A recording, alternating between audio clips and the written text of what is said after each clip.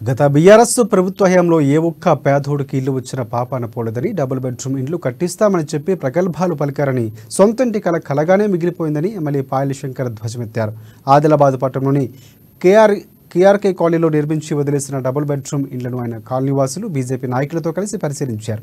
ఏ ఇంటిని చూసినా నాసిరకం నిర్మాణమే కలుస్తుందని, అధికారులు పర్యవేక్షణ లేక అసాంఘిక కార్యకలాపాలకు అడ్డాగా మారి వాటి స్వరూపమే మారిపోయిందని ఎమ్మెల్యే అన్నారు.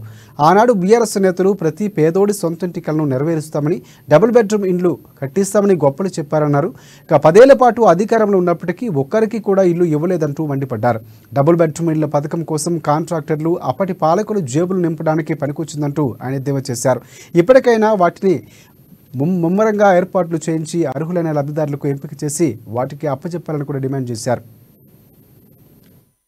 పరిపాలనలో ఏ ఒక్క పేదవాళ్ళకు కూడా ఇండ్లు వచ్చినటువంటి దాఖలాలు లేక, డబుల్ బెడ్రూమ్ అని గొప్పగా చెప్పినటువంటి ఆ యొక్క పథకంలో ఏ ఒక్క పేదవాళ్ళు కూడా వెళ్ళి వాళ్ళ సంసారం పెట్టుకున్నటువంటి పరిస్థితి లేదు. క్వాలిటీ లేని ఇండ్లు. అదేవిధంగా ఈరోజు ఆ ఇండ్ల పరిస్థితి చూస్తే శానిటేషన్ వ్యవస్థ లేదు.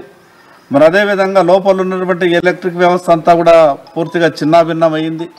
పెట్టినటువంటి డోర్లు కూడా ఊడిపోయి, పెట్టినటువంటి కిటికీల అద్దాలు లేక, మంచినీటి సరఫరా లేక, ఇండ్లు పూర్తిగాక దాదాపు 9.5 సంవత్సరాల నుండి మాకెప్పుడు వస్తాయో పేదలకు ఇండ్లని వాళ్ళు కలలు కన్నటువంటి డబుల్ బెడ్రూమ్ ఇంకా కలలుగానే ఉన్నది. రాష్ట్ర ప్రభుత్వం దృష్టికి కూడా తీసుకెళ్లిన ఈ రాష్ట్రంలో